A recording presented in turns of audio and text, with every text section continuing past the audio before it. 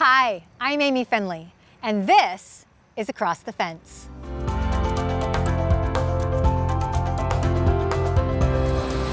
UVM was recently named an R1 research institution. That's one of the highest distinctions for research in the country. R1 status recognizes UVM's commitment to science, innovation, and educational progress. But it's not just faculty driving discovery. UVM students are contributing original ideas and launching exciting new research of their own.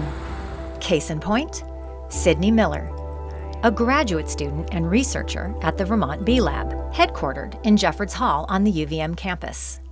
I headed over to catch up with Sydney to learn more about her time with the Bee Lab, and the eventful summer she had just spent in the field, busy as a bee. I really got started at the Bee Lab, I was interested in research. I've always been in kind of the agricultural field, and pollination was something that I was always really interested in, this connection between plants and animals. Mm-hmm. And honeybees are this really unique livestock animal that we manage, but also are so intimately connected with the natural world and our plant animal communities. Sydney started as an undergraduate researcher at the Bee Lab, but her role quickly grew. She became the lab's very first lab manager, helping shape the program while she was still a student. I've kind of grown along with the Bee Lab, which has been really wonderful. I have a training webinar that everyone who's participating has to attend. And so now doing my master's here as well. Sydney's Bee Lab experience exposed her to cutting-edge projects, like UVM's work on unhealthy brood order, or UBO.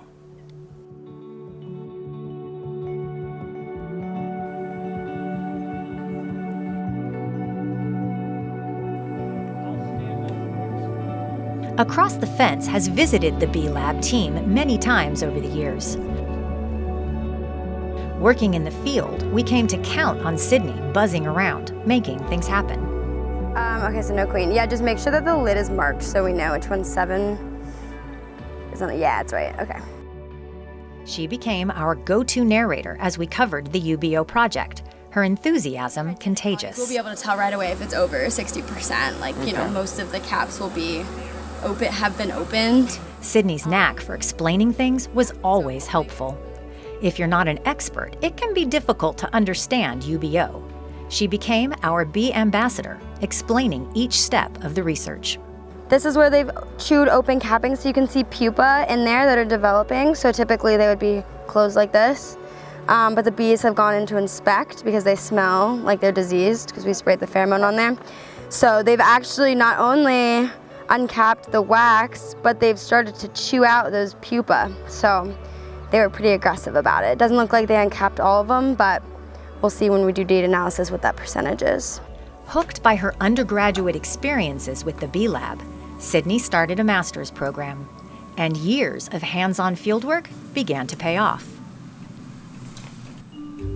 While reviewing data from the UBO research, she noticed something unusual, an unexpected pattern she was determined to explore. And what we found through working with these operations for a long time, implementing UBO, was that not only were hygienic colonies having reduced disease loads in their brood, but they also had reduced nosema loads. Nosema is an adult bee endoparasite, so it invades the stomach lining of the adult honeybee and feeds off their nutrition.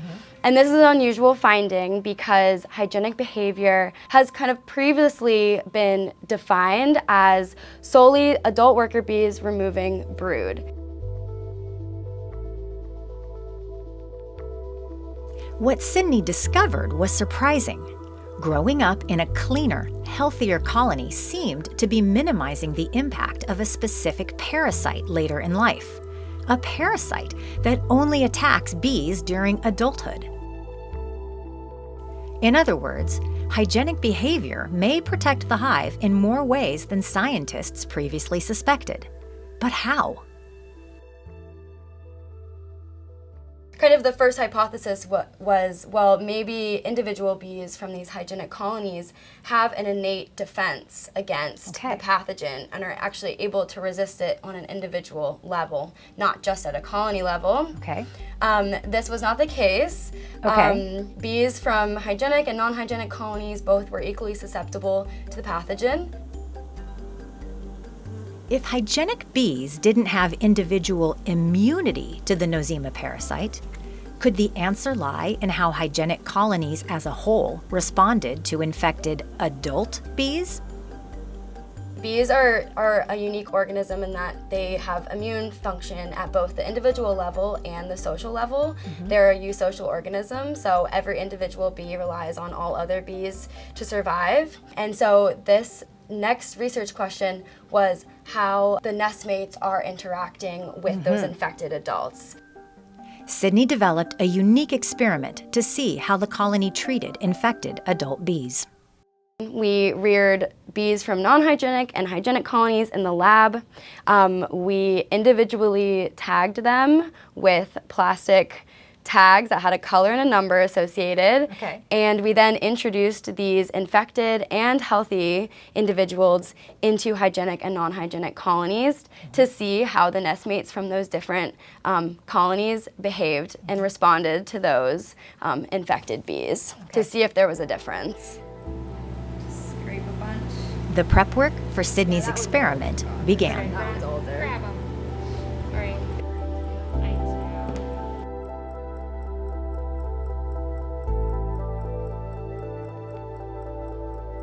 How do you put a teeny tiny little number on the back of a bee? Good question. So they're newly emerged adults, so they have just emerged out of pupation as an adult. At this stage, they're very docile. They can't fly yet, and they don't really sting at this point either. So it sounds crazy, but we literally hold the bee down and just glue a little tag on her with some forceps. Let it dry, and then we put her in her holding cage for the experiment. Yeah, this is a good one. Like, it's not too active, as you can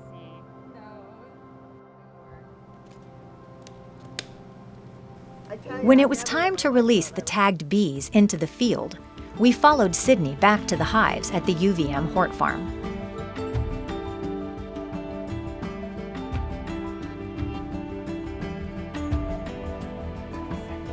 She'd managed the Bee Lab, but this was Sydney's first time designing and running the research, leading a team composed of undergrads and Dr. Samantha Alger, her faculty mentor and director of the Bee Lab. When our cameras started rolling, Sydney's pride, confidence, and excitement were evident.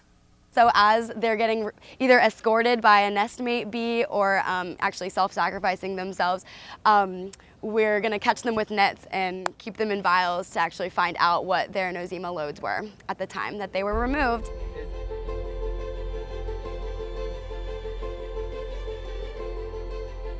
People have seen in the past these altruistic behaviors that honeybees can exhibit, where they actually remove themselves from the hive when they're diseased or compromised in some way. To explore a new question never before considered by scientists, Sydney had to create new tools and techniques for observing and collecting the data, never losing track of the ultimate goal: to track the social response of the hive to infected bees. So I basically scan this grid on the glass pane, and I'm looking for our tagged bees. And so when I see one of the tagged bees, I assess whatever behaviors she's receiving from her nestmates. So that could be antenations, bites, stings. I've seen bees physically drag out her. The infected or non-infected ones, we don't know which tagged bees are infected or not at this point, but we'll look back later to analyze the data. None of these methods we had done before, and so there was definitely a lot of trial and error with simple things like introducing the actual methods of introducing the tagged bees into the observation hives. We took our cups that were holding our bees and we just dumped them into the top of the observation hive. Okay. And kind of there were several iterations of, how are we going to design these methods effectively so that we're able to visualize these tagged bees. We're working under red light, observing these bees. So just all of the details around the methodologies just took a lot of figuring out. And then we pulled all the white bees off of this one too, but these might still have some. By the time we were talking in Jeffords, Sydney was connecting the dots, beginning to reflect on the implications of her groundbreaking research and to think about her future. I can tell how exciting this was for you, especially when you're talking about like the things that you are seeing in the hive. Like, was there a moment in there that you're like, okay, I'm never going to get this particular moment out of my mind? It really takes a village to do research, truly, and this project kind of highlights that. We had 2 girls outside of our shed where we were running our observational experiments with nets, actually catching these tagged bees as they exited their hive, and they were noting whether they exited by choice, like they walked out themselves, maybe a nestmate dragged them out of the hive.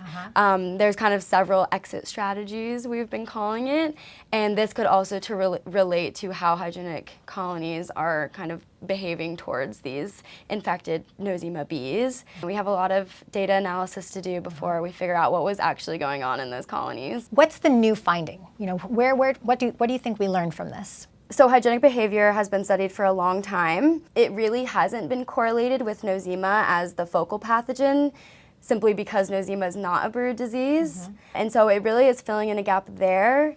But also, bees from hygienic colonies and non-hygienic colonies, they really haven't been compared on an individual level. And this brought a lot of really unusual findings for us.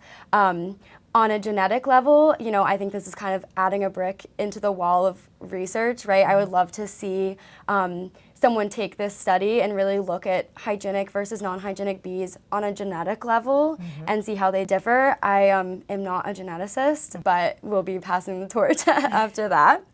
For you personally, how does this help you finish this stage of your education at UVM?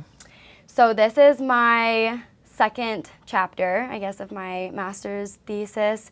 And so the kind of innate immunity phase was that first phase, and now we're looking at social immunity. And so, once we've analyzed that data and come out hopefully with another publication, that will encapsulate my thesis here. And unclear whether I'll be staying on at the Bee Lab going forward, but I have been the lab manager here for 5 years now, and so it's been wonderful to be able to see this project through completely in full circle.